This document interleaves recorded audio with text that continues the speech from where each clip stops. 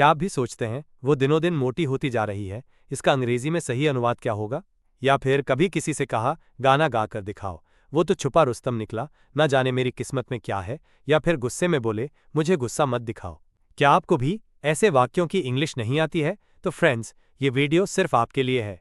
Hi friends, स्वागत है आपका आपके अपने favourite channel English and study पर। आज हम सीखेंगे ऐसे ही मज़ेदार, रोज बोले जाने वाले हिंदी वाक्यों के बिल्कुल सही, आसान और नेचुरल इंग्लिश ट्रांसलेशन, ताकि आप हर सिचुएशन में इंग्लिश में बात कर सकें बिना हिचकिचाए, बिना रुके। तो वीडियो को आखिर तक जरूर देखिए, क्योंकि अंत में आपको मिलेगा एक छोटा सा सरप्राइज प्रैक्टिस क्विज जो आपकी इंग्लिश को और भी मजबूत बना देगा। तो चलिए बिना देरी के वीडियो शुरू करते हैं। वो दिनों दिन काली होती जा रही है, राम दिनों दिन पतला होता जा रहा है। वो दिनों दिन मोटा होता जा रहा है, पूनम दिनों दिन सुंदर होती जा रही है। इन सब वाक्य में दिनों दिन वाक्य आया है, इसके लिए इंग्लिश में डे बाय डे का यूज होता है। और इन वाक्य में किसी का रूप बदल रहा है, तो इसके लिए गेटिंग का यूज होता है। जैसे वो दिनों दिन काली होती जा रही है, तो इसकी इंग्लिश होगी she is getting darker day by day. यहाँ काली के लिए डार्कर वर्ड का यूज हुआ है। राम दिनों दिन पतला होता जा रहा है, तो इसकी इंग्लिश होगी Ram is getting thinner day by day. यहाँ पर पतला के लिए थिनर का यूज किया गया है। वो दिनों दिन मोटा होता जा रहा है, तो इसकी इंग्लिश होगी he is getting fatter day by day. यहाँ पर मोटा के लिए फैटर का यूज किया है। पूनम दिनों दिन सुंदर होती जा रही है, तो इसकी इंग्लिश होगी Poonam is getting more beautiful day by day. यहाँ पर सुंदर के लिए मोर ब्यूटीफुल का यूज किया है।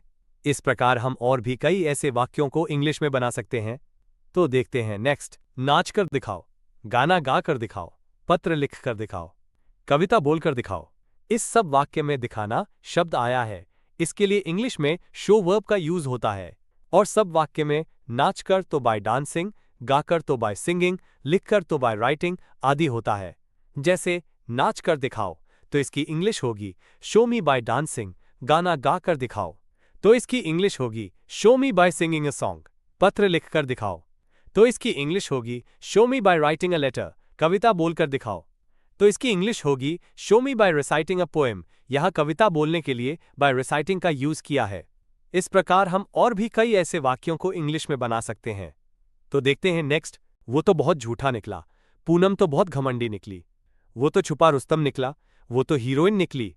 इन सब वाक्य में किसी भी इंसान का असली रूप का निकलना वाक्यांश आए हैं, इसके लिए इंग्लिश में टर्न्ड आउट का यूज होता है। जैसे वो तो बहुत झूठा निकला, तो इसकी इंग्लिश होगी he turned out to be a big liar. यहाँ पर बहुत झूठा के लिए अ बिग लायर का यूज हुआ है। पूनम तो बहुत घमंडी निकली, तो इसकी इंग्लिश होगी Poonam turned out to be very arrogant. यहाँ पर बहुत घमंडी के लिए वेरी एरोगेंट का यूज हुआ है।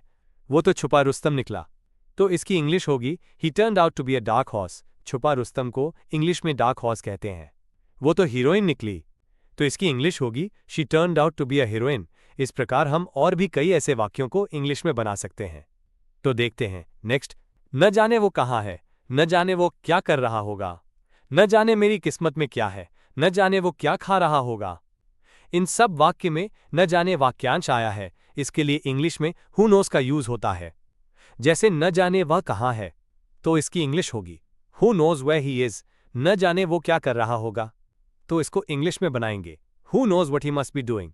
न जाने मेरी किस्मत में क्या है, तो इसकी इंग्लिश होगी who knows what is in my fate. न जाने वो क्या खा रहा होगा, तो इसकी इंग्लिश होगी who knows what he must be eating. इस प्रकार हम और भी कई ऐसे वाक्यों को इंग्लिश बना सकते हैं। तो देखते हैं नेक्स्ट। मुझे गुस्सा मत दिखाओ, तुम मुझे गुस्सा क्यों दिखा रहे हो। वो रोज पूनम को गुस्सा दिखाता है, तुम्हें गुस्सा दिखाने की जरूरत नहीं है। इन सब वाक्य में गुस्सा दिखाना वाक्यांश आया है, इसके लिए इंग्लिश में शो एंगर का यूज होता है। जैसे मुझे गुस्सा मत दिखाओ, तो इसकी इंग्लिश होगी don't show anger to me. तुम मुझे गुस्सा क्यों दिखा रहे हो, तो इसको इंग्लिश में बनाएंगे why are you showing anger to me. वो रोज पूनम को गुस्सा दिखाता है, तो इसकी इंग्लिश होगी he shows anger to Poonam every day. तुम्हें गुस्सा दिखाने की जरूरत नहीं है, तो इसको इंग्लिश में बनाएंगे you don't need to show anger. इस प्रकार हम और भी कई ऐसे वाक्यों को इंग्लिश में बना सकते हैं। वो मुझे गुस्सा दिखाता है, इसकी इंग्लिश कमेंट बॉक्स में बनाकर बताओ। स्पीकिंग फ्रेजेस की प्लेलिस्ट की लिंक इस वीडियो के डिस्क्रिप्शन बॉक्स में है। इस वीडियो के खत्म होने के बाद स्पीकिंग फ्रेजेस के वीडियो जरूर देखना। बहुत जल्दी स्पीकिंग इंग्लिश सीख जाओगे।